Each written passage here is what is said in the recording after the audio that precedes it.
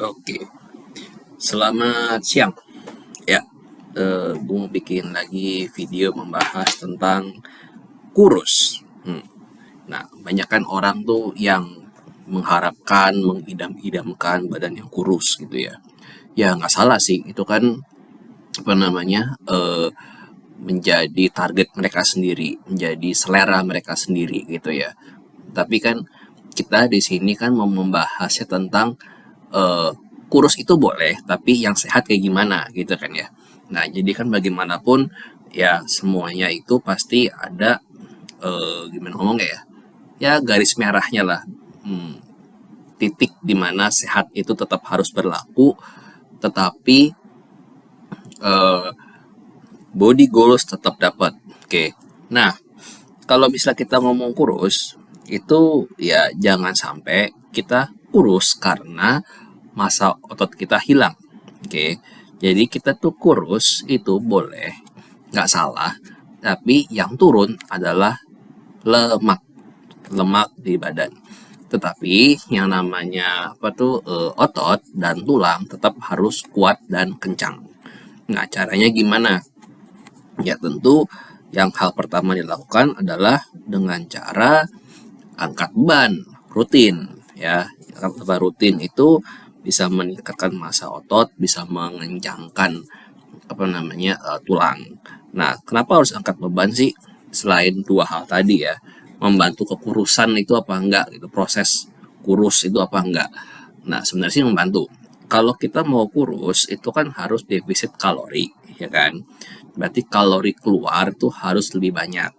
Nah, kalau kita angkat beban, itu kan mempertahankan otot, bahkan meningkatkan otot, meningkatkan metabolisme.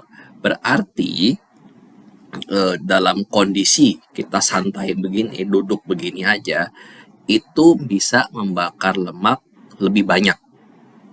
Bakar lemak. Sorry. Bakar kalori lebih banyak. Oke.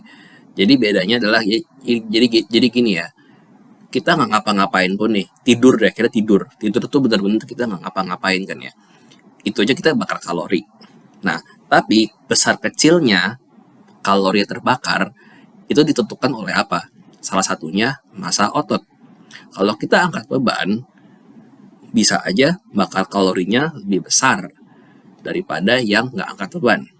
Oke, nah jadi kalau kita angkat beban, massa ototnya nambah, itu memperbesar cc badan kita. Oke, cc badan kita, cc mobil itu kan ada misalnya kayak mobil Ferrari sama Avanza deh misalnya, cc-nya beda kan.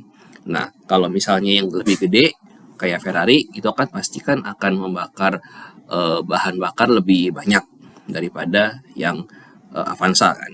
Nah, ini juga sama.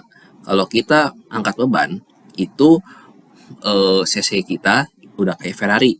Jadi membakar kalori lebih banyak dibanding kalau kita ngangkat beban. Jadi dengan kata lain, angkat beban membantu pengurusan. Nah, yang kedua apa? Kardio jangan lupa.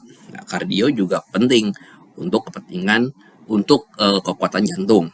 Nah, selain itu kalau kita prosesnya adalah pengurusan, nah itu yang berhubungan dengan pembakaran kalori yang lebih banyak dengan aktivitas fisik.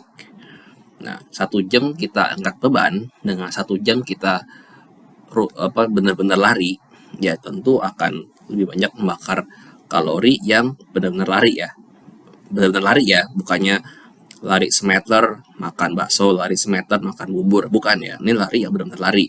Ada progresnya, ada tracknya, ada apa namanya ya, ada acuannya lah. Oke, terus apa lagi? Mungkin dari makanan kali ya. Dari makanan kalau mau kurus kan udah gue bilang ya, defisit kalori. Berarti yang masuk harus lebih sedikit. Tapi jangan sampai kekurangan gizi. Nah, caranya gimana? Biasakan makan makanan yang rendah kalori. Contohnya seperti buah, sayur gitu ya. Terus proses makanannya juga ya kalau bisa sih hindari gorengan karena gorengan itu tinggi kalori. Takutnya malah bikin surplus kalori.